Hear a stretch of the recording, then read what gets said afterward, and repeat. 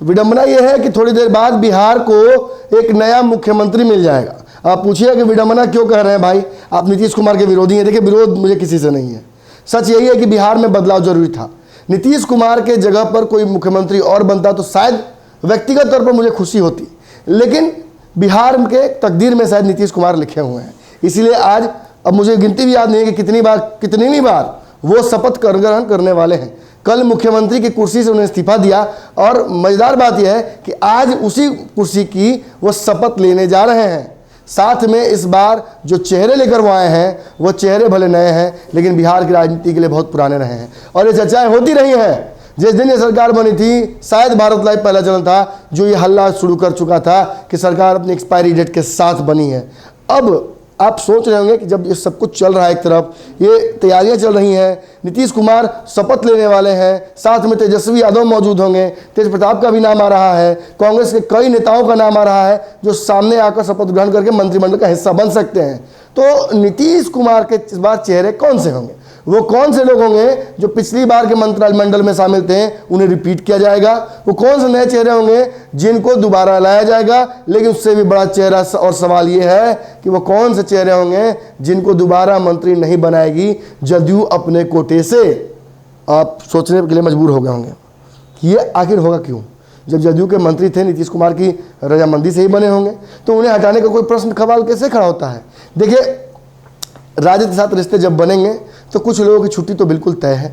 राजद तेजस्वी यादव के ऊपर व्यक्तिगत टिप्पणी करने वाले या तेजस्वी यादव को नापसंद करने वाले या तेजस्वी द्वारा नापसंद किए जाने वाले लोगों की छुट्टी भी लगभग तय है। इस सरकार में भाजपा की तरह, जैसे भाजपा को नीतीश कुमार बकरी बनाकर बांध देते थे अपने जदयू के दरवाजे पर, वैसा नहीं चलेगा। लाठी चलेगी और लाठी होगी इस बार तेजस्वी के हाथ में।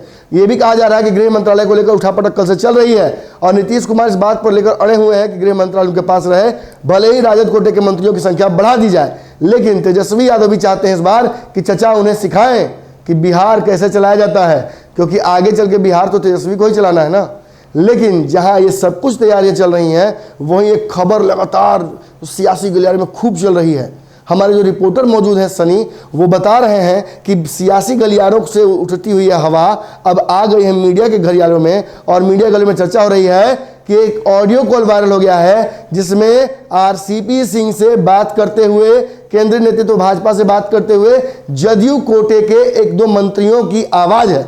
हम इस बात की पुष्टि नहीं कर रहे हैं, मैं स्पष्ट कर दूं कि वो कौन से लोग हैं। हम ये भी पुष्टि नहीं कर रहे हैं कि ये ऑडियो वायरल हुआ है वो सही है या गलत। लेकिन जिस वक्त बिहार की सियासत इतनी खोल रही है, उस आंच से अगर जलजीरे की स्मेल आने लगे, इलायची की स्मेल आने लगे, तो ये कहना लाजमी होगा कि उसमें पचफोरना डला है।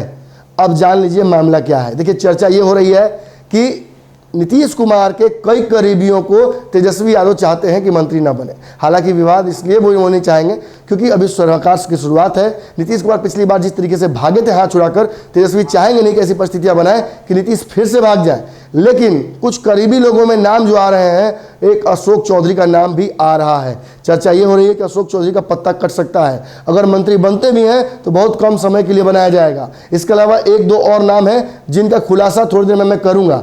लेकिन यहाँ बड़ी चर्चा ये है कि कोई एक मंत्री का नाम लिया जा रहा है नीतीश कैबिनेट के, पिछले कैबिनेट के मंत्रियों में से, जिन्होंने आरसीपी सिंह और केंद्रीय नेतृत्व भाजपा से बातचीत की है और बिहार में नीतीश कुमार के विधायकों को तोड़ने का कल से आज तक में प्रयास किया है।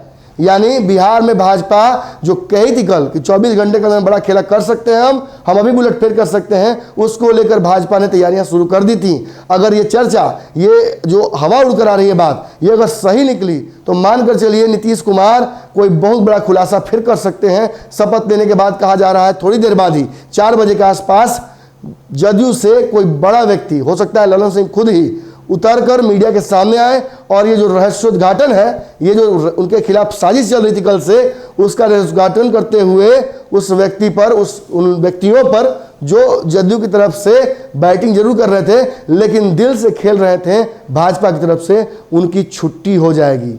ऐसे में ये चर्चा, ये जो हवा के बाद हमारे तक आई है, ये कितनी सत्य है, इस पर हम लगातार सोच जारी रखते हैं।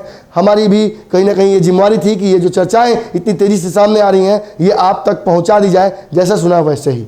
अगर ये वीडियो पसंद आई और वह बिहार के राजनीति और बिहारियत से सरोकार रखेनी तो सब्सक्राइब बटन दबा के चैनल के सब्सक्राइब कर ली। ओजे एगो घंटी बा, ओकरा बटन दबा देला से कुल सटीक और मारक खबर रुआ मुफ्त में मिल जाई। अगर रुआ पत्रकारिता के हमनी के नया प्रयोग में सहयोग कर चाहतानी तो ज्वाइन बटन दबा दी। पेटीएम नंबर नोट कर ली 9386816700। धन्यवाद।